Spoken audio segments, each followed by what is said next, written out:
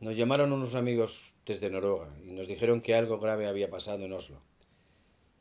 Decían que alguien se había liado a tiros y había matado a un montón de personas, la mayoría jóvenes. Toda la tarde y parte de la noche estuvimos frente a la televisión.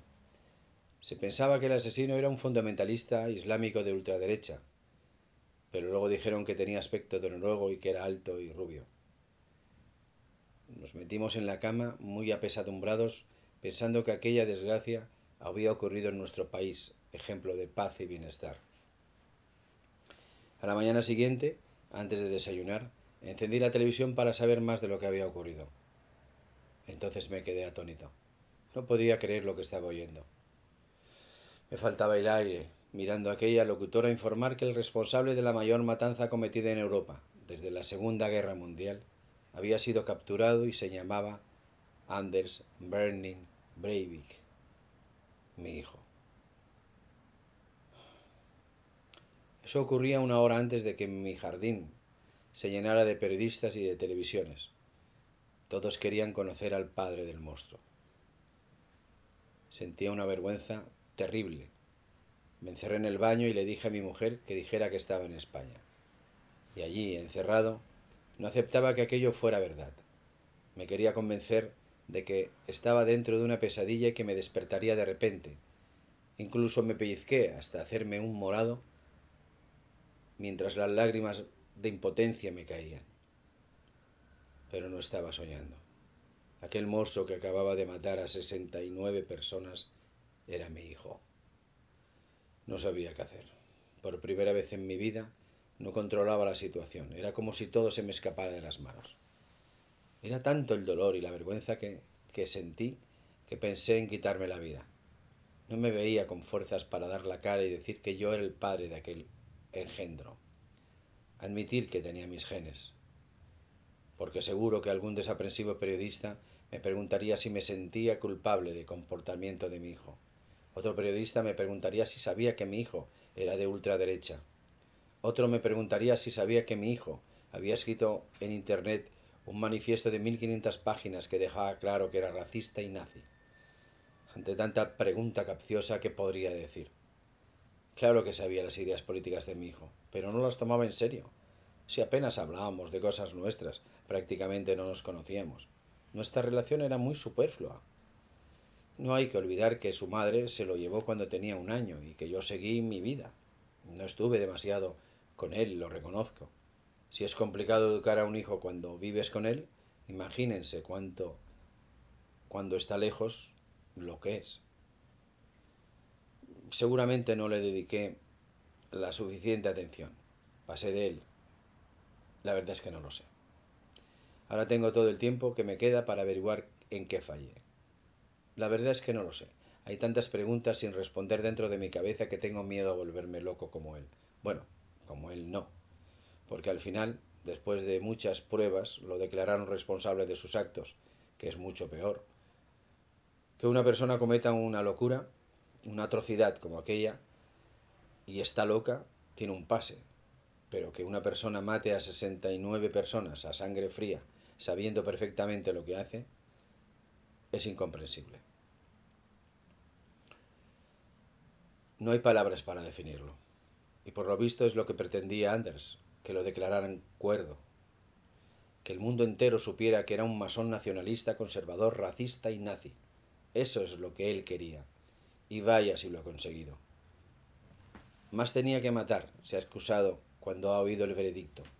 Incluso ha pedido disculpas al Partido Nacional Noruego y a Europa. Es increíble que una persona pueda pensar así. No sé si mi mujer llegará a superar esto, pero lo que es seguro es que yo no. La posibilidad de un retiro tranquilo se ha esfumado para siempre. Y en el tiempo que me queda, no dejaré de preguntarme cómo una mente humana puede albergar semejantes atrocidades. Cada día veo en la prensa que se me critica como padre. Dicen que fui un mal padre. No me molesta que lo digan, porque a lo mejor tienen razón. Lo que es evidente es que fallé en algo. Es un hecho que nuestra historia familiar resulta complicada. Anders nació el 11 de febrero de 1979 en Londres, donde yo era diplomático y su madre enfermera. Los dos habíamos estado casados y teníamos 3 hijos de nuestro anterior matrimonio. Y cuando Andrés cumplió un año, nos separamos. Wenche era una mujer inusual, con la obsesión de ser madre soltera. No quería tener ataduras. Por eso, un día se fue a Oslo con Anders y su hija, sin dar demasiadas explicaciones. Ella ahora dice a los psiquiatras del caso que empezó a darse cuenta en 2006 de que su hijo sufría de delirios paranoides. Por eso y otras cosas fue declarado demente y no responsable de sus actos, pero luego las siguientes pruebas han demostrado que es cuerdo y responsable. No entiendo nada. Anders tuvo una infancia buena, su madre lo adoraba, pero por lo visto no era feliz, despreciaba nuestras ideas progresistas y estaba en contra de todo lo establecido.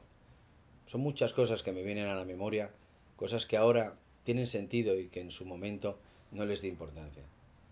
Por ejemplo, en 1983 me llegó un informe de la infancia noruega que me recomendaba que Anders fuera apartado de su madre. Según decía el informe, la incapacidad emocional de la madre para cuidar de él estaba causándole perjuicios psicológicos. Yo llamé a mi hijo y hablé sobre el tema, pero él se cerró en banda. No quería reconocer que existieran problemas. Y la verdad es que parecía no haberlos. Incluso cuando vivíamos en París, venía a visitarnos a menudo. Se entendía bien con mi tercera esposa. Recuerdo que pasó varios veranos con nosotros en la campiña de Normandía. Mi hijo ha escrito en internet sobre esa época. Cuenta que se lo pasó muy bien con nosotros, aunque incomprensiblemente especifica que había falta de disciplina. No sé a lo que se refiere. Hay que decir que cuando me separé de mi tercera mujer caí en picado, hasta que en 1992 conocí a la que sería mi cuarta y última mujer, la que me sacó del agujero en el que estaba metido. Yo estaba muy mal cuando la conocí. Salía de mi tercer divorcio y Wanda fue para mí un bote salvavidas. Pero en cambio no cayó bien a mis hijos. De hecho, se distanciaron de mí.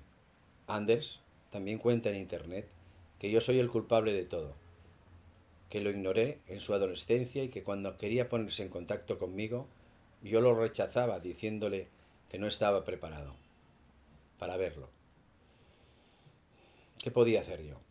Anders era un joven problemático, la policía no dejaba de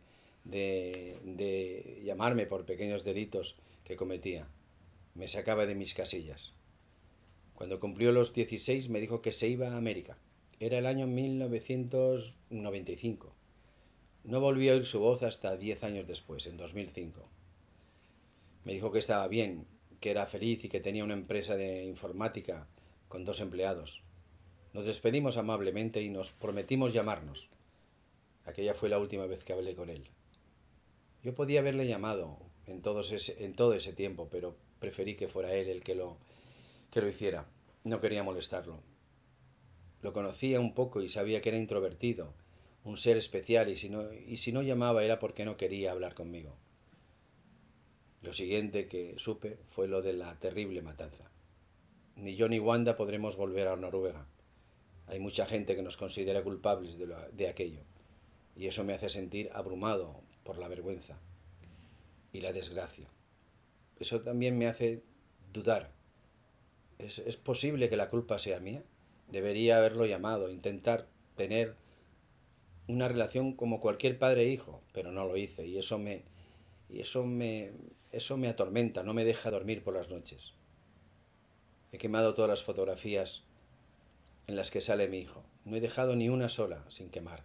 No quiero que nada en mi casa me recuerde que mató a 77 personas en total. Vidas cortadas de un tajo, sin razón de ningún tipo, solo el capricho de una persona enferma con ideas políticas equivocadas, un gilipollas que tenía que haberse matado antes de matar a tantos inocentes. Las palabras nunca podrán describir lo que siento.